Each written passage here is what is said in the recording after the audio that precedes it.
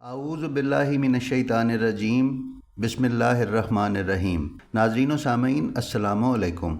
उम्मीद है आप खैरियत से होंगे।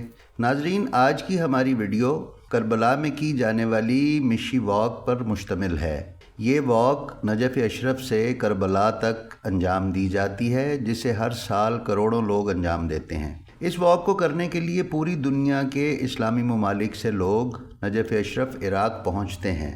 ये मिशी कितने किलोमीटर की होती है और कितने दिन में अंजाम पाती है, और इराक़ी लोग और हुकूमत ज़ायरीन की मेहमान नवाज़ी के लिए क्या खिदमात अंजाम देते हैं, इन सब का अहाता हम आज की इस वीडियो में करेंगे।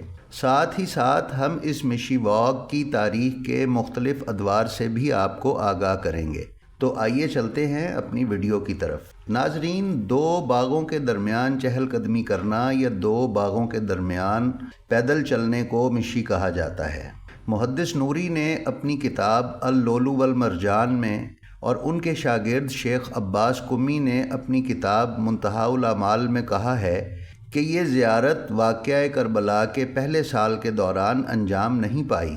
मुहद्दिस नूरी से पहले किताब इकबालुल आमाल में सैयद इब्न ताऊस ने इस राय के साथ इत्तफ़ाक़ नहीं किया। उनके मुकाबले में बाज़ उलमा की राय ये है कि असीरान करबला का काफ़िला शाम से इराक़ आया और 40 के दिन करबला पहुँचा और ज़ियारत हज़रत इमाम हुसैन अलैहिस्सलाम के बाद मदीना की तरफ रवाना हुआ। सैयद इब्न ताऊस ने अपनी किताब अल-लहूफ़ में सराहत के साथ यही राय दी है और वाज़े किया है कि काफ़िला अहले बैत अलैहिमुस्सलाम ने इस सफ़र में जाबिर इब्न अब्दुल्ला अंसारी और बनी हाशिम के बाज़ अफराद को भी करबला में देखा और उनसे मुलाकात की। सैयद मोहम्मद अली काजी तबातबाई ने मुहद्दिस नूरी और मुहद्दिस कुम्मी की राय को रद्द करने के लिए तहकीक दरबारा अव्वल 40 हज़रत सैयदुश्शुहदा के उन्वान से मुफस्सिल किताब तालीफ़ की है। कुछ रिवायात के मुताबिक जाबिर बिन अब्दुल्ला अंसारी, जो हज़रत रसूल खुदा सल्लल्लाहु अलैहि वसल्लम के सहाबा में से हैं, सैयदुश्शुहदा के पहले ज़ायर के तौर पर पहचाने जाते हैं। वो अतिया बिन सईद के हमरा सन 61 हिजरी के वाक़या आशूरा में हज़रत इमाम हुसैन अलैहिस्सलाम की शहादत के 40 दिन के बाद पहली 40 को करबला आए और कब्र हज़रत इमाम हुसैन अलैहिस्सलाम की ज़ियारत से मुशर्रफ़ हुए। असीरान आले मोहम्मद के शाम से 40 दिन में वापस पलट आने की ये रिवायत मुहद्दिस कुम्मी ने बयान की है, जबकि करबला से कूफ़ा और कूफ़ा से शाम और फिर शाम में कैदोबंद और वापसी के सफ़र के औकात को मद्देनज़र रखा जाए तो ये सारा अमल 40 दिन में अंजाम पजीर होना मुमकिन ही नहीं। लिहाजा ये तस्लीम करना पड़ेगा कि ये वाक़या सन 62 हिजरी यानी इमाम हुसैन अलैहिस्सलाम की शहादत से 1 साल बाद का है, ना कि 40 दिन बाद का, और यही मशहूर भी है। नाजरीन, हम इस सिलसिले पर एक वीडियो बड़ी शरह व बस्त के साथ पहले रिकॉर्ड करके आपकी खिदमत में पेश कर चुके हैं। मज़ीद तफसीलात के लिए आप वो वीडियो हमारे पिछले वीडियोज़ में से मुलाहिज़ा फरमा सकते हैं। हज़रत इमाम हसन अस्करी अलैहिस्सलाम से मरवी हदीस में ज़ियारत 40 को मोमिन की निशानियों में शुमार किया गया है। नीज़ रोज़े 40 के लिए एक ज़ियारतनामा हज़रत इमाम जाफ़र सादिक अलैहिस्सलाम से मनकूल है। शेख अब्बास कुम्मी ने इस ज़ियारतनामे को मफ़ातिहुल जन्नान के 3रे बाब में ज़ियारत 40 के हवाले से दर्ज किया है। काजी तबातबाई लिखते हैं कि ज़ियारत 40 ज़ियारत मर्दुर रास भी कहलाती है, यानी सर का वापस लौटा दिया जाना, क्योंकि उस रोज़ असीरान अहले बैत अलैहिमुस्सलाम करबला पलट कर आए तो वो हज़रत इमाम हुसैन अलैहिस्सलाम का सर मुबारक भी शाम से वापस लाए थे, जिसको उन्होंने हज़रत इमाम हुसैन अलैहिस्सलाम के साथ दफन किया। सैयद इब्न ताऊस अलैहिर्रहमा ने अपनी किताब मक्तल में लिखा है कि जिस वक्त इमाम हुसैन अलैहिस्सलाम के अहले बैत शाम से रिहा होकर मदीना की तरफ वापस जा रहे थे तो उन्होंने उमवी सालारे कारवान से ख्वाहिश की कि उनको करबला की तरफ से ले जाया जाए ताकि वो जाते जाते करबला की ज़ियारत कर सकें। चुनाचे जिस वक्त वो निवासाए रसूल की तुरबत पाक पर पहुँचे तो पैगम्बर इस्लाम के बूढ़े सहाबी जाबिर इब्न अब्दुल्ला अंसारी वहाँ मौजूद थे।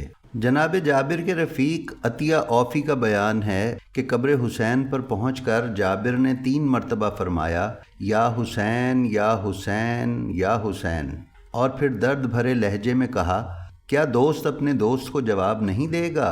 اور پھر خود ہی کہنے لگے ہاں آپ کیسے جواب دیں گے، آپ کی رگے گردن تو خون سے رنگین ہے اور سر و تن میں جدائی ہو چکی ہے۔ اے حسین آپ پر میرا سلام ہو، میں گواہی دیتا ہوں آپ فخر انبیاء، رسول خدا کے فرزند، امام المتقین، امیر المومنین کے دل بند اور سیدۃ النساء العالمین کے پارائے دل ہیں۔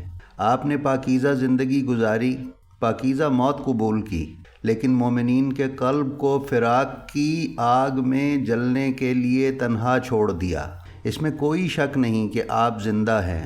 آپ پر خدا کا درود و سلام ہو۔ میں گواہی دیتا ہوں آپ کی شہادت کی داستان بھی حضرت یحییٰ ابن زکریا کی شہادت کی مانند ہے۔ اور پھر چاروں طرف نظر دوڑائی اور فرمایا درود و سلام ہو تم پر اے پاکیزہ روحو، تم نے امام حسین کے گرد جگہ پائی اور امام کے آستانہ اقدس میں اپنی سواریاں بٹھائیں۔ یہ کہہ کر جابر نے ایک سرد آہ کھینچی اور بے ہوش ہو گئے۔ اسی دوران نزدیک سے کسی قافلے کے اترنے کی آہٹ محسوس ہوئی تو جابر چونک کر اٹھ پڑے، جیسے کوئی کہہ رہا ہو کہ جابر اٹھو، میرے پاس میری بہن آ رہی ہے، اس کا استقبال کرو۔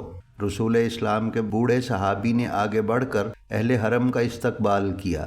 آگے آگے امام زین العابدین اپنی پھوپھیوں، ماؤں اور بہنوں کے ساتھ تشریف لا رہے تھے۔ جابر نے آگے بڑھ کر سید سجاد کو گلے سے لگا لیا۔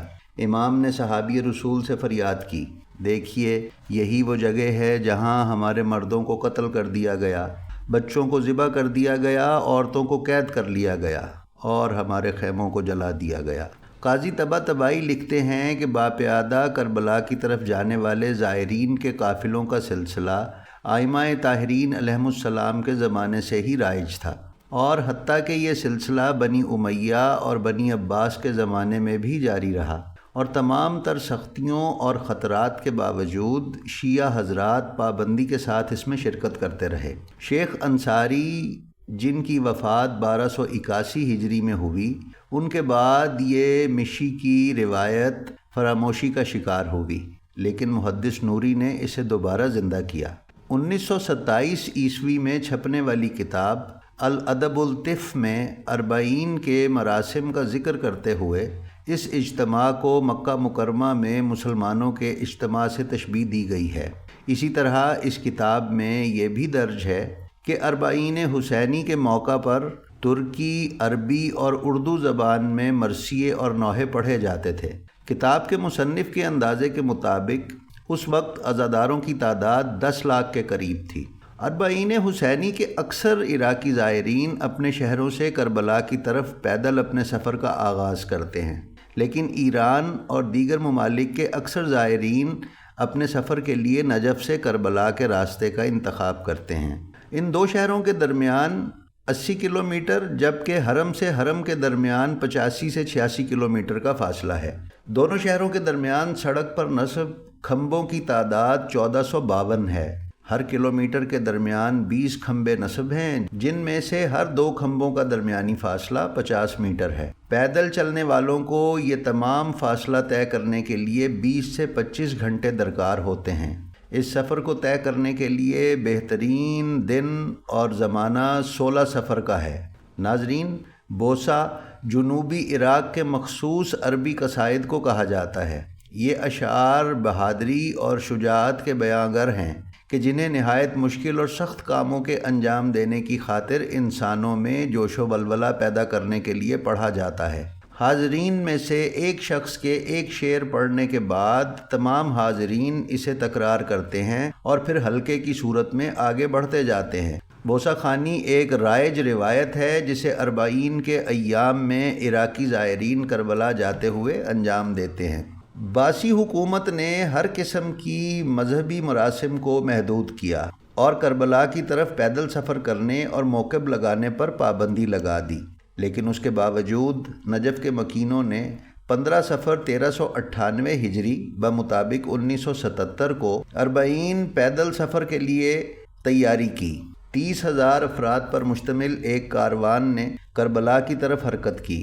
باسی حکومت نے اس کاروان کو روکنے کے لیے شروع سے ہی ان کے خلاف کارروائیاں کرنی شروع کر دیں، جس کے نتیجے میں کئی لوگ شہید ہو گئے، یہاں تک کہ نجف سے کربلا جانے والے راستے میں فوج نے بھی زائرین پر حملہ کیا اور ہزاروں لوگوں کو گرفتار کیا۔ ان حملوں میں بہت سے لوگ شہید ہوئے، بعض کو پھانسی دی گئی اور بعض کو عمر قید کی سزا سنائی گئی۔ جی تو ناظرین، یہ تھی ہماری آج کی ویڈیو۔ امید ہے آپ کو مشی واک اور اس کے اجتماع کے بارے میں معلومات حاصل ہو گئی ہوں گی۔ ہماری ویڈیوز سے مستفید ہونے کے لیے ہمارے چینل بلینڈ آف ہسٹری کو سبسکرائب کر لیں اور بیل آئیکن پر کلک کر دیں، اور ہمارے ویڈیوز دیگر علمی حلقوں میں بھی شیئر کرتے رہیں تاکہ لوگوں کی علم تک رسائی ممکن ہو سکے۔ آپ کا بے حد شکریہ۔ السلام علیکم۔